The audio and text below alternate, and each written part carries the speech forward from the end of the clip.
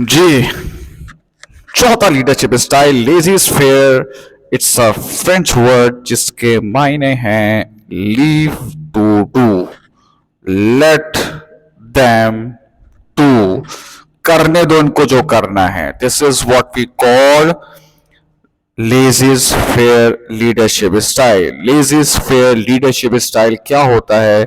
जहां पर manager delegate कर देता है, वो कहता है कि मुझे ये रिजल्ट चाहिए, अब तुम लोग जैसा चाहो, जिस तरह से चाहो काम करो, तुम्हें फुल आजादी है, फुल अथॉरिटी है, फुल फ्रीडम है। और ये लीडरशिप स्टाइल चलता है, आपका कहलाता है लेजीज फेयर। ठीक है ना? अब इसका नुकसान क्या है? पहला है लैक ऑफ डायरेक्शन। मतलब मैं अपने लीडर से सीखना चाहता हूं, मैं ये सीखना चाहता हूं कि कस्टमर को कन्विंस कैसे करते हैं, मैं ये सीखना चाहता हूं कि सेल्स कैसे करते हैं, मैं ये सीखना चाहता हूं अपने लीडर से जिसको 25 साल का एक्सपीरियंस है, जो बेस्ट सेल्समैन है, कि अगर मुझे कोई कस्टमर ऐसी बात कर दे कि मुझे गुस्सा आ जाए तो मैं उसे कैसे कंट्रोल करूं। ये सब मैं सीखना चाहता हूं, लेकिन मेरा लीडर कोई डायरेक्शन नहीं देता। बात समझ में आई? मुझे कोई डायरेक्शन नहीं देता।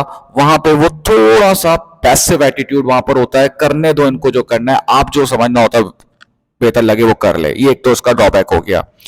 दूसरा है lack of feedback. Now feedback is very important and very motivating thing. देखो, मैं भी अपने बच्चों से कहता हूं, यार तुम जो अगर चैनल देख रहे हो मुझे फीडबैक दो, जितना तुम मुझे फीडबैक दोगे मैं और वीडियोस बनाऊंगा, मैं और मोटिवेटेड हो जाऊंगा। ऐसा होता ही नहीं होता, सेम है, बिल्कुल ऐसा ही है कि अगर मैं कोई काम कर रहा हूं, मैंने कोई भी चीज की है, मैंने कोई पेंटिंग बनाई है, बात समझ में आई? देखा, आप जब छोटे बच्चे होते थे तो कैसा होता था कि आपने मुझे स्टार नहीं दिया। स्टार का मतलब क्या था? फीडबैक दें।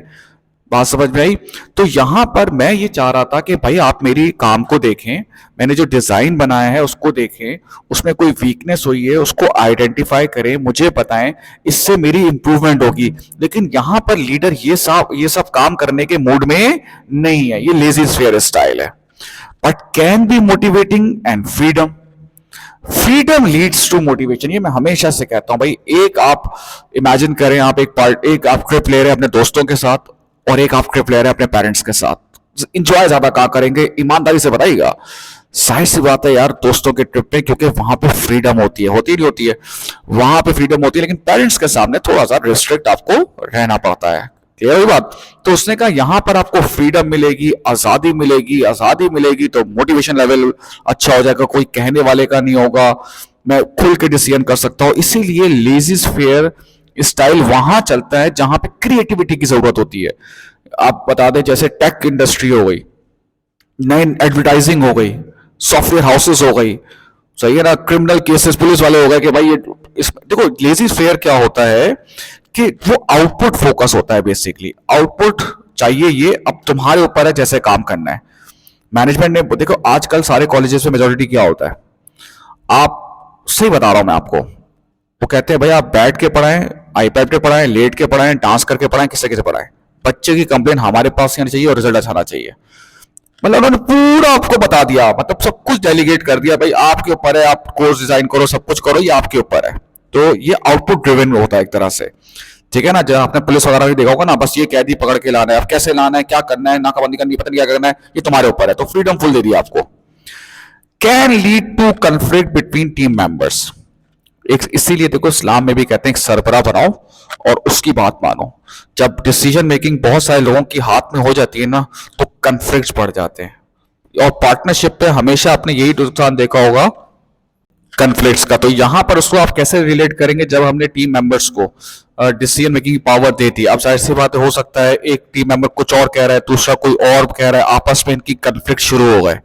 ठीक है ना? टीम वर्किंग सेक्रीफाइस हो गई, प्रोडक्टिविटी डाउन हो गई। Clear? Provide growth opportunity for employees. जब आप खुद से कोई काम करते हैं, जब आपको फ्रीडम मिलती है, तो सीखते आप तभी हैं। आप एक, अगर आपने गाड़ी चलाना सीखी है तो आप मेरी इस बात से रिलेट करेंगे।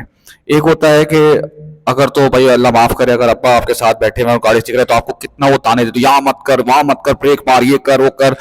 आप उनके साथ 3 साल एक ड्राइविंग इंस्टीट्यूट में जाएं और 3 साल इस तरह से ड्राइविंग सीखते रहें। असल आप कब सीखते हैं? जब आप अकेले गाड़ी लेके निकलते हैं, राइट? जब आपको फ्रीडम होती है, जब आपको आजादी होती है।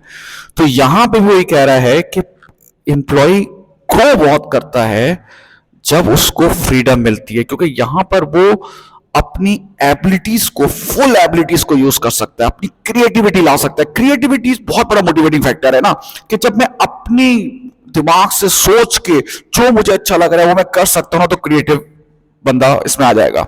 तो लेजी फेयर स्टाइल से इंट्राप्रेन्योर, अगर आपने चैप्टर शुरू के चैप्टर में पढ़ा, इंट्राप्रेन्योर सबसे ज्यादा क्रिएट होते हैं लेजी फेयर स्टाइल से।